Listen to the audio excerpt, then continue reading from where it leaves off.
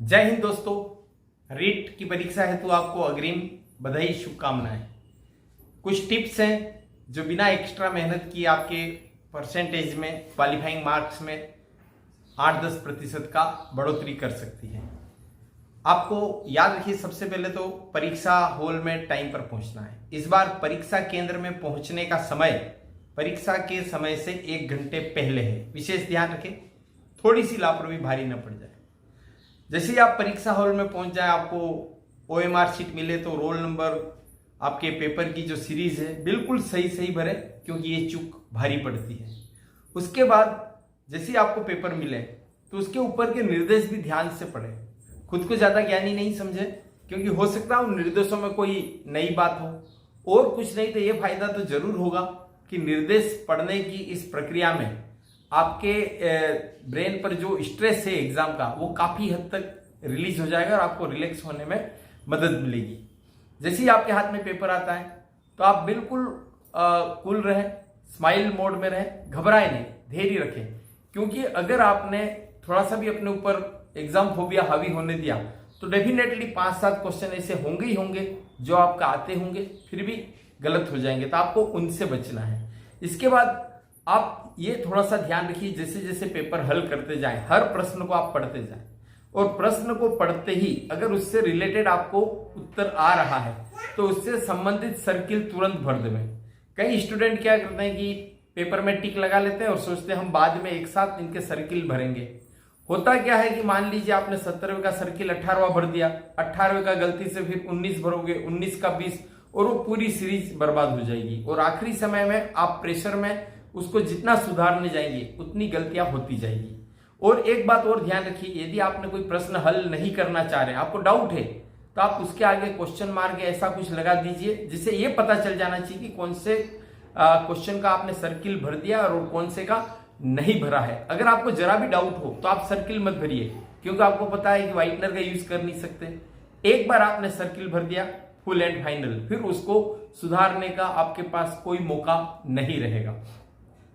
अगर आपको पहले राउंड में आप हल कर रहे हैं, पहला प्रश्न नहीं आया, दूसरा नहीं आया, तीसरा नहीं आया, बहुत सारे प्रश्न नहीं आए, तो स्टूडेंट वहीं हार मान बैठते हैं और फिर ऊट पटांग तरीके से पेपर हल करते हैं। आपको घबराना नहीं है। आपको हो सकता है 17, 18, 20 प्रश्न नहीं आ रहे, आप बिल्कुल रिलैक्स रहिए, आप इंजॉय करिए इस चीज को, ऐसे मोमेंट को, कि ऐसा कैसे हो रहा है, मुझे इतने प्रश्न क्यों नहीं आ रहे।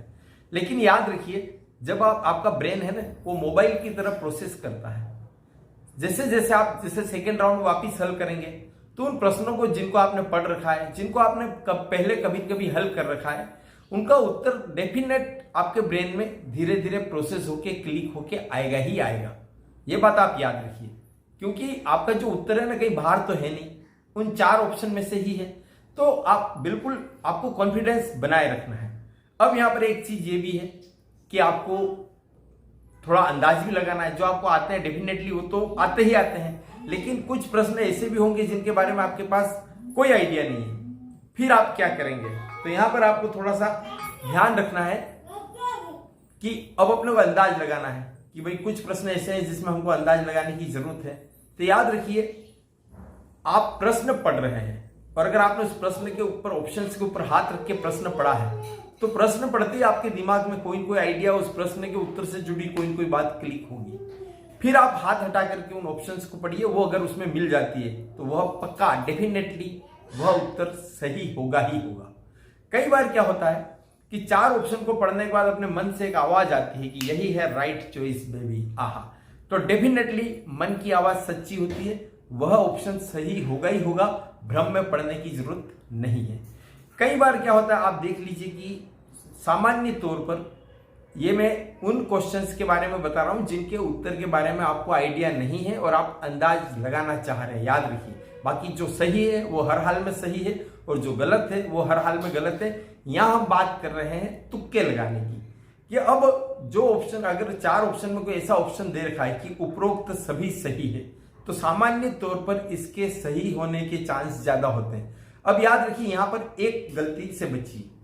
आजकल आप जान रहे हैं कि पेपर की अलग अलग सीरीज होती है, तो कई बार उपरोक्त सभी सही है ऑप्शन ये सबसे लास्ट में आना चाहिए, लेकिन कई बार जब कंप्यूटर से उसको रेंडमाइज किया जाता है, उनके क्वेश्चन की सीरीज बदली जाती है, उनके ऑप्शन की सीरीज बदली जाती है, तो हो सकता है पहले, दूसरे या तीसरे स्थान पर ही आ जावे कि उपरोक्त सभी सही है और चौथे नंबर पर कोई और ऑप्शन आ जाए। तो आपको घबराने की जरूरत नहीं है, वह उपरोक्त सभी सही है वाला ऑप्शन बाकी तीनों ऑप्शन के लिए है, इतना आप कॉन्फिडेंट रहिए। अब ऐसा कोई ऑप्शन जिसमें कोई विशेष जानकारी दे रखी हो या कोई अतिरिक्त जानकारी दे रखी हो, यह ऑप्शन भी सही होने के चांस रहते हैं। किसी किसी प्रश्न में क्या होता है, ऑप्शन कुछ ज्यादा ही लंबा होता है, ज्यादा बड़ा ऑप्शन होता है, तो अगर हम अंदाज लगा रहे हैं और हमको उत्तर नहीं पता है तो ऐसे में आप उस ऑप्शन को चुन सकते हैं, उसके भी सही होने के चांस ज्यादा है।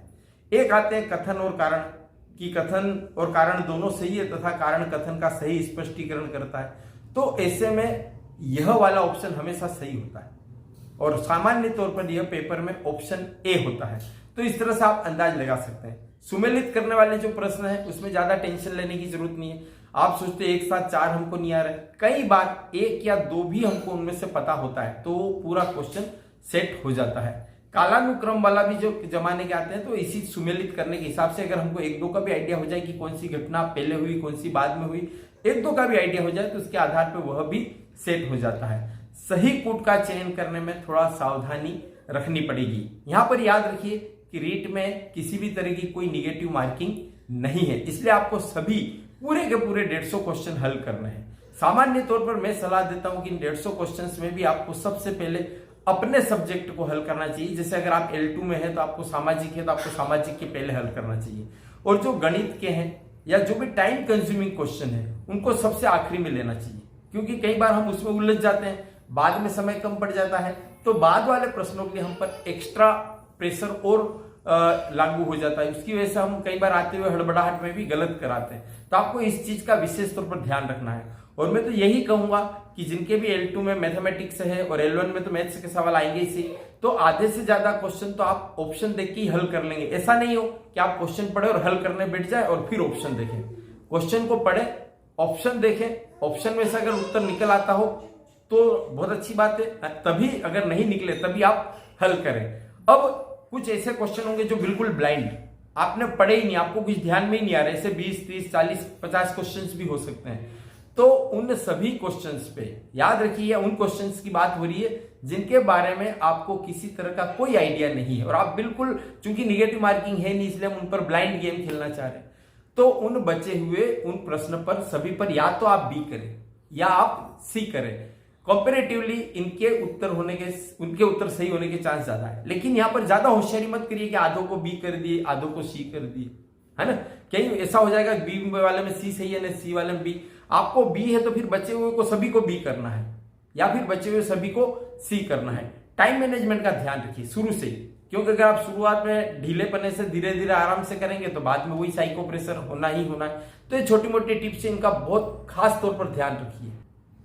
यहां पर आपको एक बात और ध्यान रखनी है कि आपने जो लैंग्वेज 1 और लैंग्वेज 2 जो चुनी है उसके अकॉर्डिंग ही आपको पेपर हल करना है। ऐसा नहीं हो कि लैंग्वेज 1 की जगह आप 2 हल कर ले और 2 की जगह आप 1 हल कर ले। इस बात का विशेष ध्यान रखिए। साथ ही आप देखिए कि आपके ऑप्शन में 1, 2, 3 और 4 इस तरह से है कि 1, 2, 3, 4 किस तरह से। ऐसा नहीं आप जिसका उत्तर आप 2 समझ रहे हो उसका 3 हो और जिसका आप 3 समझ रहे हो उसका 2 क्रमांक वाला हो। इस चीज का भी आपको ध्यान रखना है। रीड के सारे क्वेश्चन जो आएंगे ना आपका पूरा के पूरा आपकी पाठ्य पुस्तकों में से ही आएंगे जो अलग अलग सिलेबस के अकॉर्डिंग उसमें दे रखी है। इस चीज का आप विशेष ध्यान रखिए और जरा भी आपको हड़बड़ी में या घबराने की जरूरत नहीं है। आपका पेपर बहुत अच्छा जाएगा। धन्यवाद। जय हिंद।